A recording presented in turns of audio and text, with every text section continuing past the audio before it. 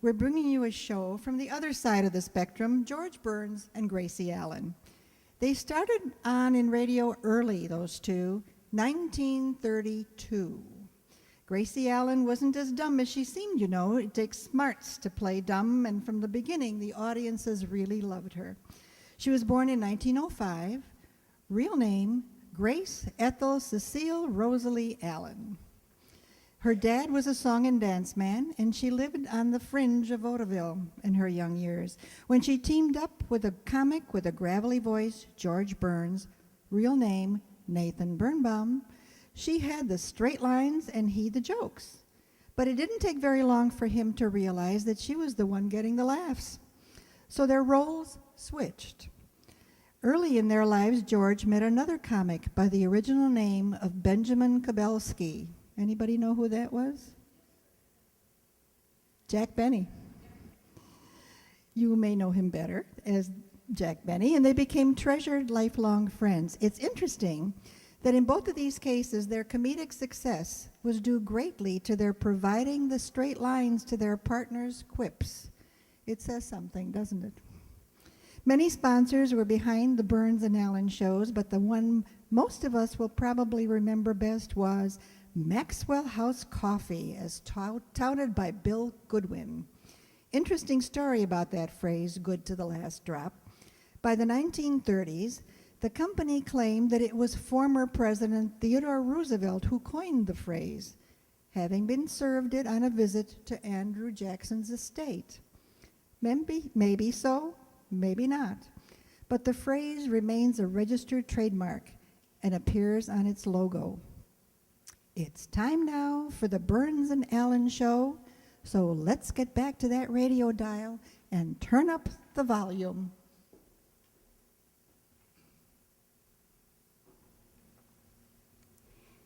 Another cup of Maxwell House coffee, George? Sure. Pour me a cup, Gracie. You know, Maxwell House is always good to the last drop. And that drop is good too. Yes, it's Maxwell House Coffee Time, starring George Burns and Gracie Allen.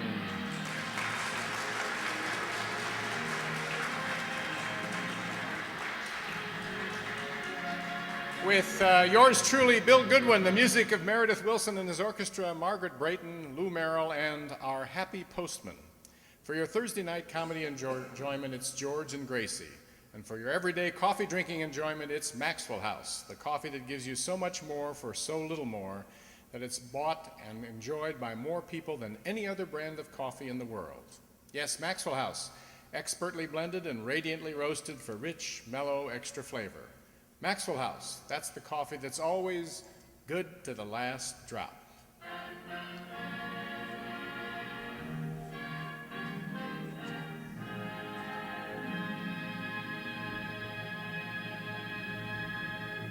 Well, as we look in at the Burns home today, we find George engrossed in the morning newspaper. Why don't you read the paper out loud, George, so I can discuss world affairs and current events with you? You discuss world affairs? Yes. Gracie, there's only one thing in this paper that would interest you. They got a hat sale at the May Company. Well, for your information, Mr. Smarty, I would much rather sit here and discuss Russia or the political situation than go to that sale. You mean that? Well, certainly. All the best hats were grabbed when the store opened this morning. I bet they were dillies. Would you like to see them? You've already been to the hat sale? Well, don't forget, the early bird gets the worm. It sounds like a hat you'd pick out all right. Aw, come on, George. Let's sharpen our wits with a good old rough and tumble discussion of the news. Read some headlines. No, thanks. Oh, darling, forget that I'm your wife, and think of me only as a great newspaper columnist. If you were married to Walter Winchell, what would you discuss with him? A divorce. Oh, George, come on now. Shoot some international problems at me and watch me knock 'em off. All right, brain truster, you asked for it. Here's one. It looks like Russia wants a piece of Turkey. What should be done about it? Well, let 'em wait till Thanksgiving like everyone else. Second question. How can automobile manufacturers speed up production? Make more automobiles. Third question. Will Truman run in 1948? Well, if people don't stop hounding him, he may start running before then. Fourth question. Fourth question. To stop inflation, how can husbands keep their wives from buying so many new clothes? Fifth question. I like the fourth question. Maybe you better give me the paper, huh? I thought so. Oh, here's the Hollywood news. My goodness, there were 10 couples married in Hollywood yesterday. Good. Yeah, but there's 10 couples getting divorced today. Same number. Same couples. Oh, I see. Now, here's an interesting item. Metro Goldwyn Mayer is going to make a picture out of the best-selling book, The Hucksters, and they're going to get Clark Gable for the lead. Sounds great. But that book is about radio. Why pick Gable? Well, because he's handsome, talented, and loaded with sex appeal. That's why. But I know a man who has the same qualifications, plus 16 years experience on radio. You mean, His initials are GB, and I don't mean Jack Benny. you mean me? Exactly. Why, you'd be perfect as the lead in the Hucksters. Well, now, let's look at your qualifications. You know all about radio, check. Check. You're a fine actor, check. Check.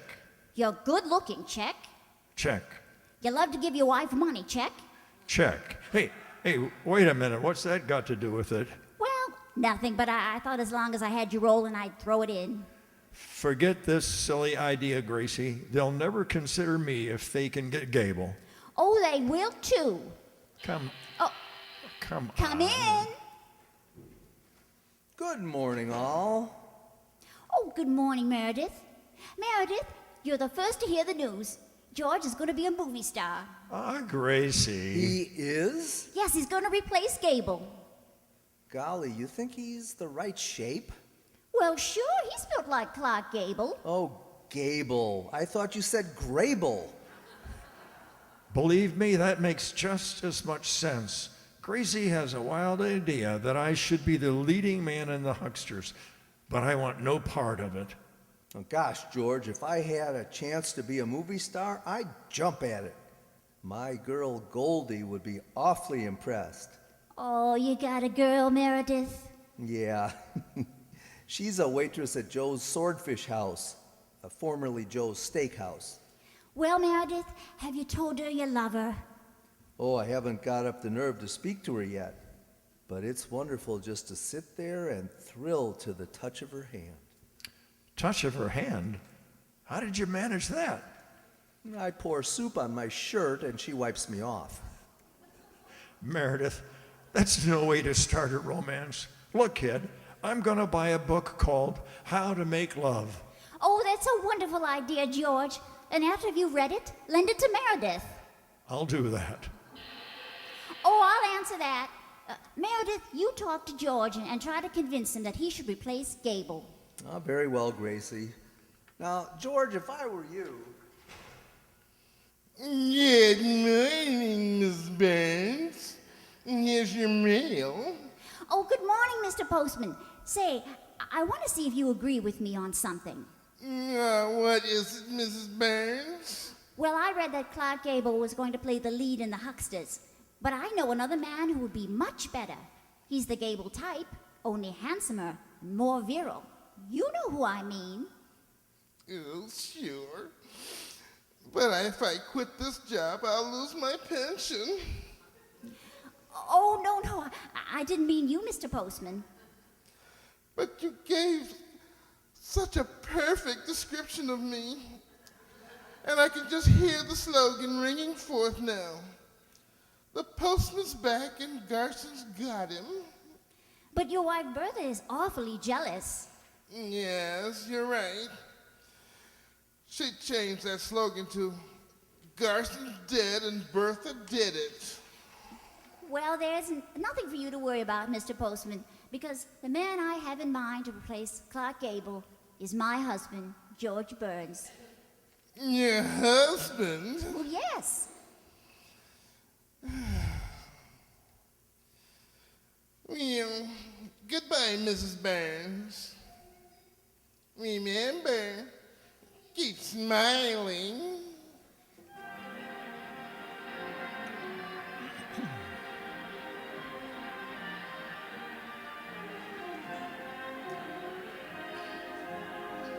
Ah, good old Indian summer. Meredith, you know, Victor Herbert had something there. Yes, he did, Bill. It's a great melody, Indian Summer, and a great time of year, too. It won't be long now. Just when folks have hauled out the heavy blankets and settled down for some real wintry weather, well, here it will come. Mild and sunny and welcome as a day in June. And just as pleasant, Meredith. There'll be a smoky haze in the autumn air to blend with the bright, cheerful colors of the turning leaves. And we'll marvel once again at the unique beauty that Indian summer brings to the American scene. You know, in its own way, Maxwell House, too, is a very real part of the American scene, now and the whole year through. For just as coffee is America's favorite drink, so Maxwell House is the country's favorite coffee, bought and enjoyed by more people than any other brand of coffee at any price. It's Maxwell House wherever you go. Flavor tells this popularity story, of course, the rich, vigorous Maxwell House flavor that results from the skillful blending of these premium, highland-grown Latin American coffees. Manizales for mellowness. Medellins for richness. And other choice coffees for vigor.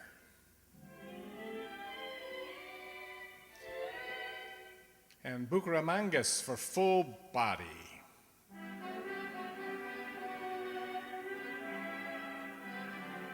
All of which adds up to great coffee at its flavor peak. So friends, why not get the very best in coffee pleasure, coffee goodness?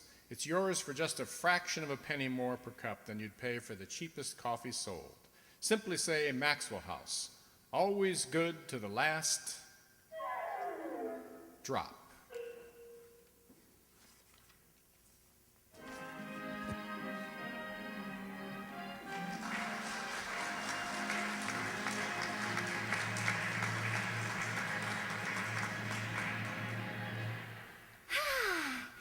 I can see the headlines now.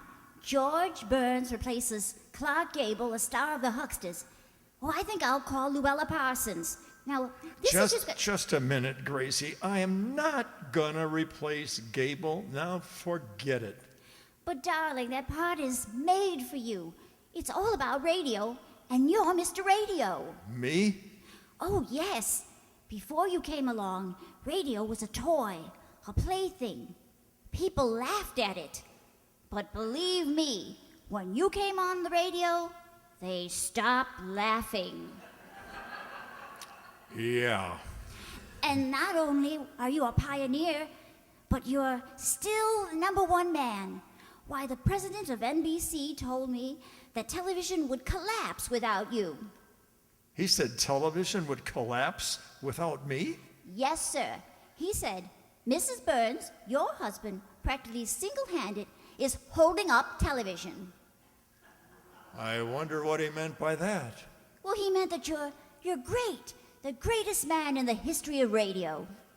Oh, honey, don't say that. What would we do if it hadn't been for the inventor Marconi? We'd eat spaghetti.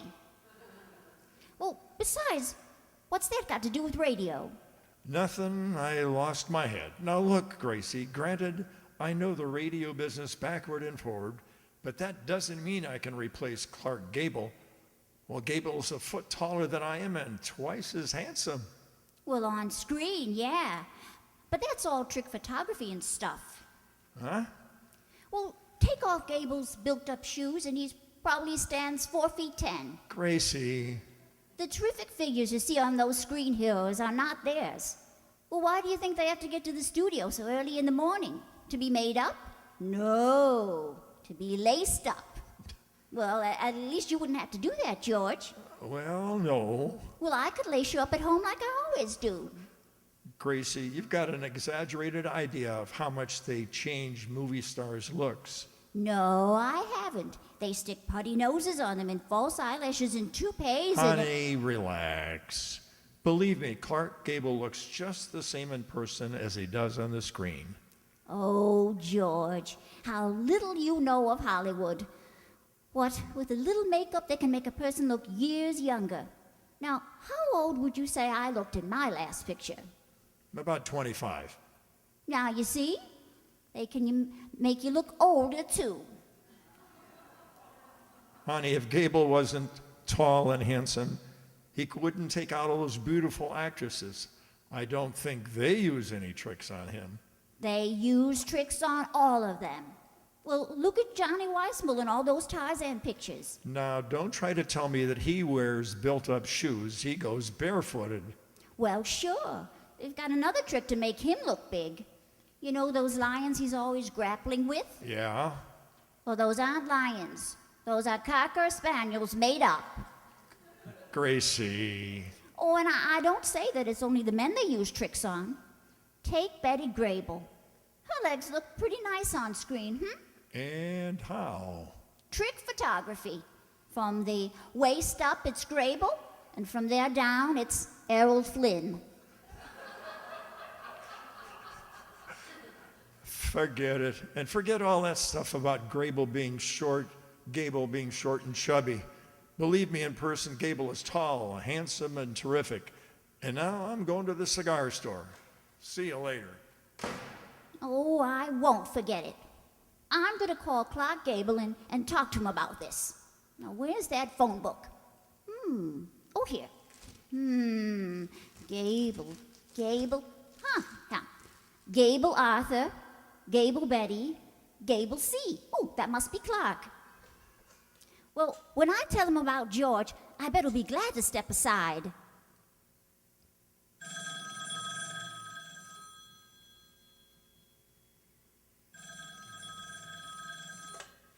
Hello? Hello? Is Mr. Gable there? Yeah, just a minute. I'll call him. Oh, no, on second thought, I'm kind of curious to see Mr. Gable in person. Okay, come on over. He's right here. Oh, all right. Goodbye. Goodbye.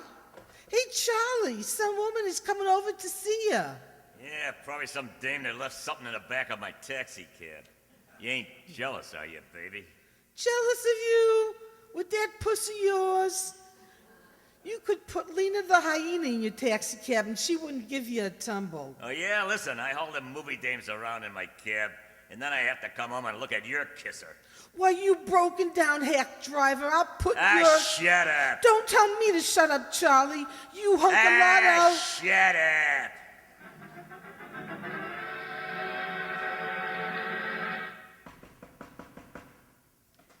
Yeah? Hello? Is Mr. Gable there? I'm Gable. You? Sure. I knew it. I knew it. They can work miracles. Huh? How tall are you, Mr. Gable? 5'3". Why? Imagine wearing heels a foot high. How much do you weigh? 310 pounds, but Oh, you poor man, how those laces must hurt. Look, lady, I don't... And your face. Ooh, I wouldn't have believed Putty could do that. Lady, would you mind telling me what you're talking about? Well, frankly, Mr. Gable, you're not quite what I expected. Do you really take those Hollywood actresses around? Plenty of them. I took Lana Turner to the Troc last week, and just last night I took Lauren Bacall to the Macombo. My goodness. Then I drove her home and she slipped me $5. She paid you? They all do. I ain't hauling them around for nothing. But Lauren Bacall is married to Humphrey Bogart. So what? He came along too. Oh, how modern. Hey, look, what you come to see me about, lady? Well, it's about my husband, George Burns. You want me to take him someplace? Oh, no, you wouldn't enjoy it. He's a terrible dancer. I don't get it. Well, all I want you to do, Mr. Gable, is to say that my husband can play the lead in The Hucksters. So let him play it. What's it to me? Well, can I tell him you said that? Well, sure, but I don't see what... Oh, thank you, Mr. Gable. Thank you a million times. You'll never regret your generosity. Bye. What a dame. If this wasn't Hollywood, I'd say she was nuts.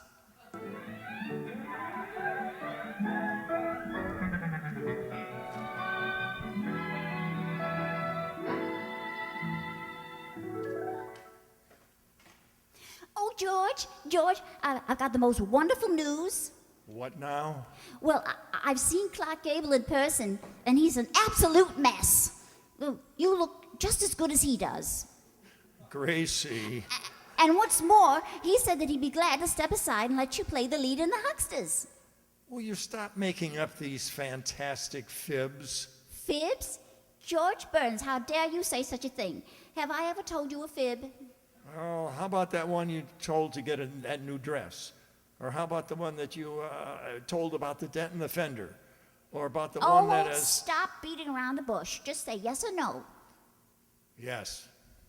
But now I'm telling you the honest truth. I just spoke to Clark Gable, and he said that... Gracie, I've heard enough. I know it's not the truth, but even if it was, I'd never replace Clark Gable. I couldn't equal that guy's personality in a million years. But George, you just got to... But forget it. I'm going into the den. Oh, that stubborn little genius. He's got Gable's looks, and now he thinks he doesn't have his personality. Well, let's see now. What is Gable's personality?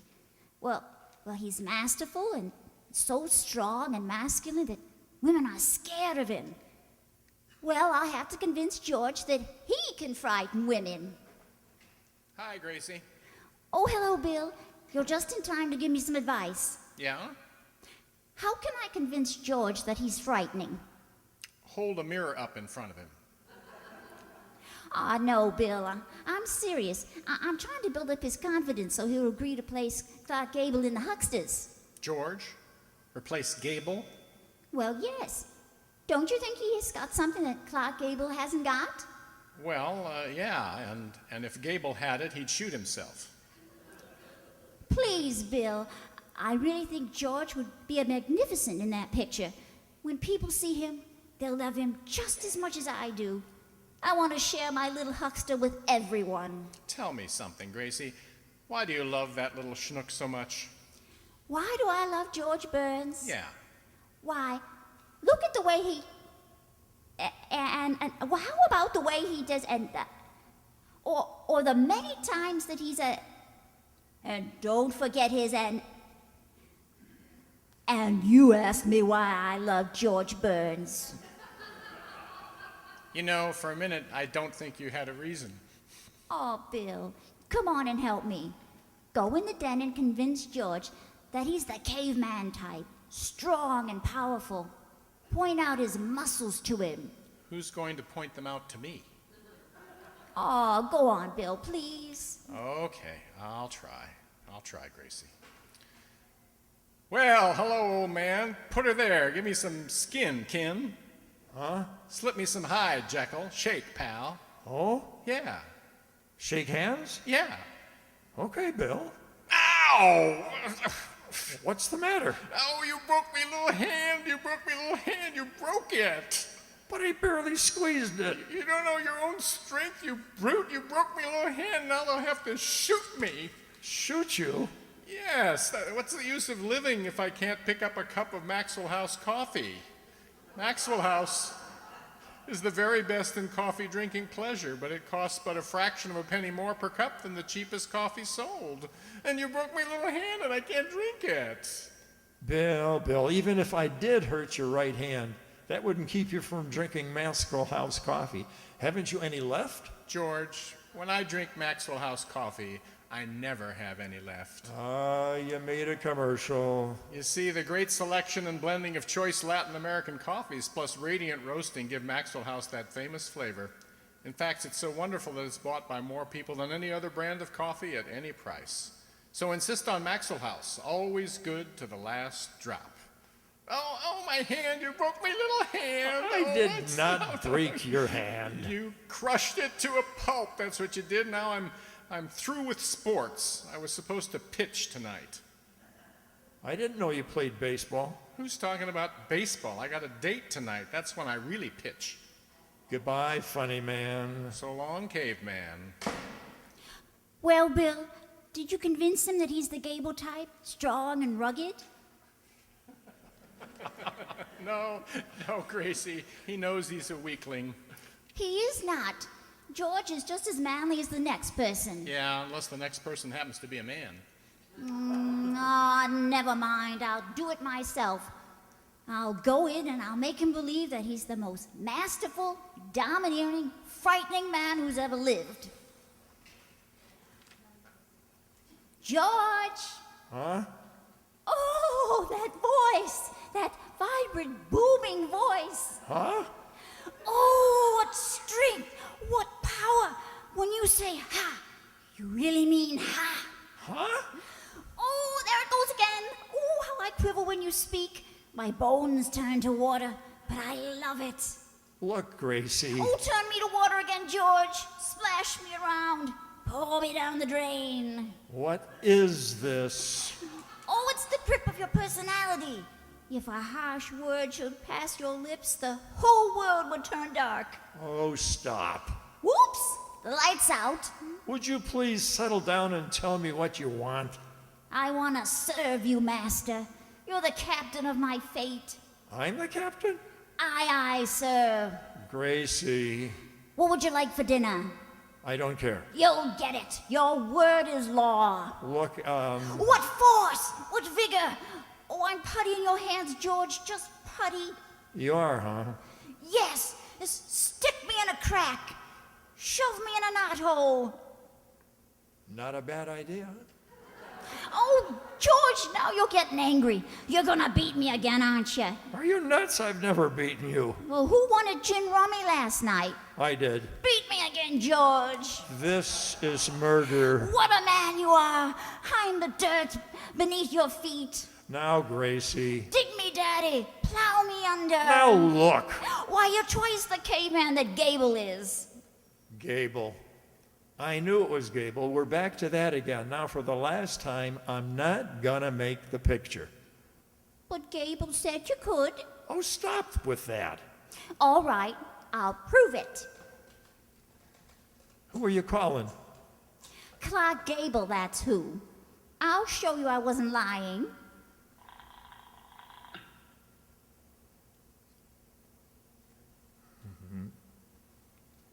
Oh, hello, Mr. Gable? Mr. Gable, it's me again. Oh, yes, I want you to talk to my husband. Here, George. Hello, Mr. Gable? Yeah? Sorry. Did you tell my wife I could play the lead in The Huckster? Sure. Gee, thanks, Mr. Gable. What can I do for you? Call me whenever you need a taxi. Taxi? Aren't you Clark Gable, the actor? Nah, I'm Charlie Gable, the cab driver. Oh, I see. Goodbye. Goodbye. Gracie, Mr. Gable drives a taxi. Aw, realizes he's through in pictures, huh? He never was in pictures. You got the wrong Gable. This is Charlie Gable. Then, Clark Gable isn't short and fat and... No, he's tall and handsome. Well, do you still think I can take Gable's place? Yes, I do. You do? Certainly. You can drive a taxi.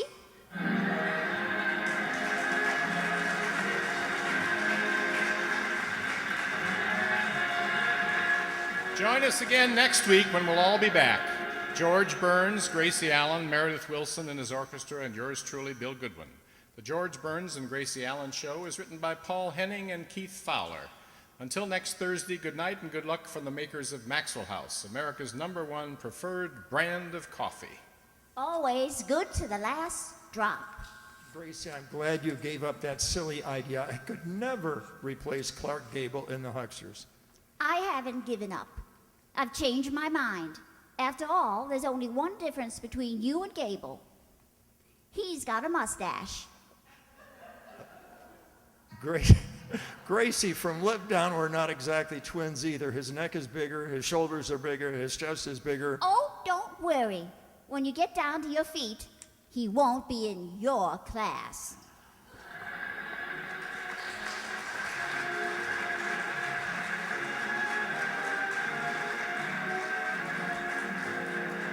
Join us again next month when we'll be back for 2 more shows that we'll tell you about in just a moment.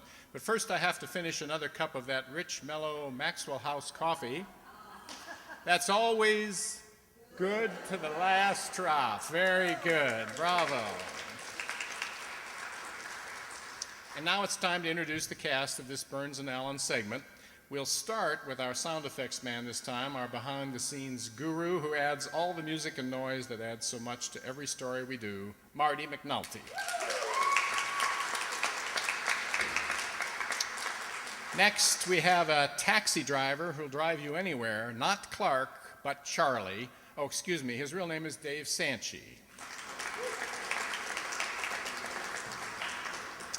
Then there is his wife, Mrs. Gable, his partner in loving peace and harmony, Sue Gadzinski. The music director, Meredith Wilson, you remember him from 76 Trombones fame. In actuality, our replacement can't play a note, but tonight that was Jay Summerfield. Visiting George and Gracie on their show every week was the happy postman sobbing his way through all the cheery news, and that was Andre Dixon.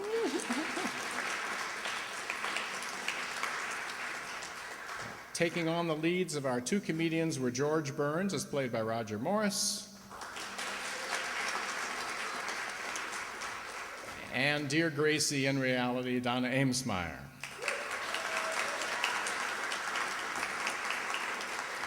Your announcer for tonight is yours truly, Walt Kovalik. And our additional thanks go to our audio and video men, John Gelsomino and Lorenzo Cordoba. And we don't want to forget that these shows are supported by the Riverside Township and its board under the supervision of Richard Tusher.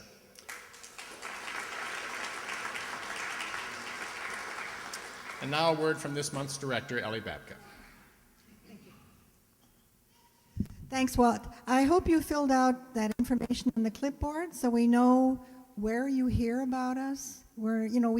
Donna does our publicity and she tries to get it in most newspapers. And in fact, tonight we had a call from a man in Oak Park who gets it in the Oak Leaves. Is he here tonight? He said he was. Aha, there he is. Thank you for.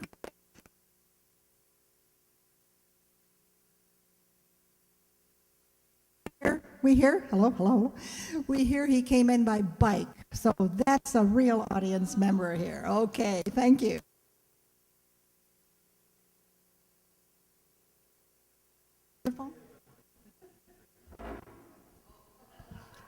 We can adjust. Let me see what else. And also we want to bring to your attention that thanks to our Andre, these shows may be viewed on the internet, on your computers. More information is on that table over there. You can pick up a little flyer on your way out. And one more thing, if you truly love old-time radio and don't mind a visit to downtown Chicago, on Wednesday, October 10th, at the Claudia Cassidy Theater in the Old Chicago Library, the Cultural Center, at Randolph in Michigan, the After SAG senior players are presenting an authentic revival, even more authentic than we have here, of 2 shows, Gunsmoke and The Whistler. And the man who does The Whistler sounds exactly like the original. It's really a treat to watch these people work. They are the retired radio players. After SAG stands for American Federation of Television and Radio Actors, Screen Actors Guild, and they're the senior group. They're very good. It's fun to watch that show. It's free of charge. And a notice about that performance is on the table there also. And I think we're done for tonight. And now it's my turn to introduce next month's director, Andre Dixon.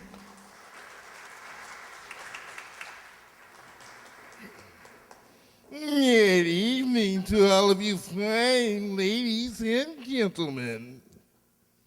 How are you tonight? This month we had 2 great shows. Our own matchless Ellie Babka chose and directed one very chilling script and one very humorous script for tonight's presentation. Ellie, please stand and take a much-deserved bow.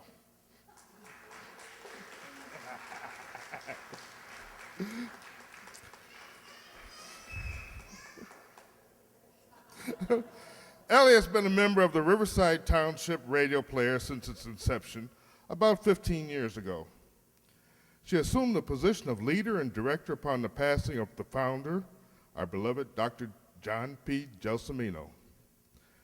Riverside Township has installed this plaque to your right of the stage to honor his many years of outstanding service to the community. Both John Gelsomino and Ellie Babka have set extremely high standards of excellence with the shows they have guided from idea through execution.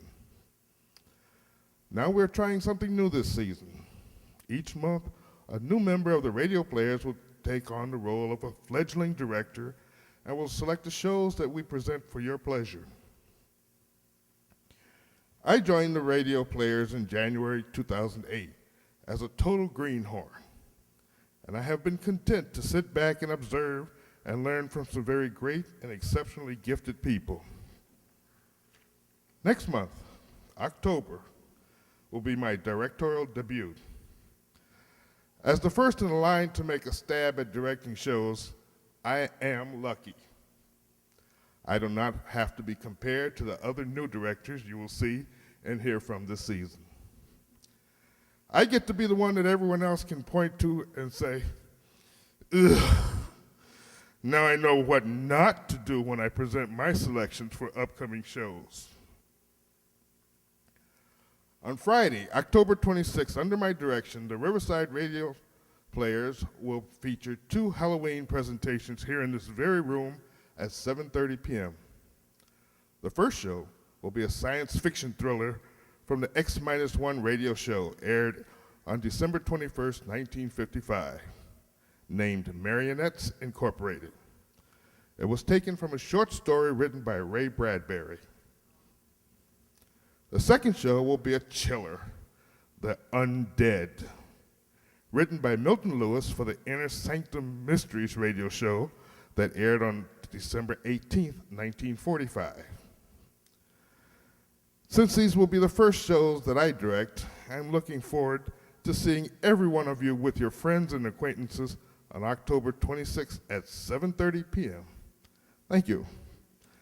Take it away, Walt Kovacic.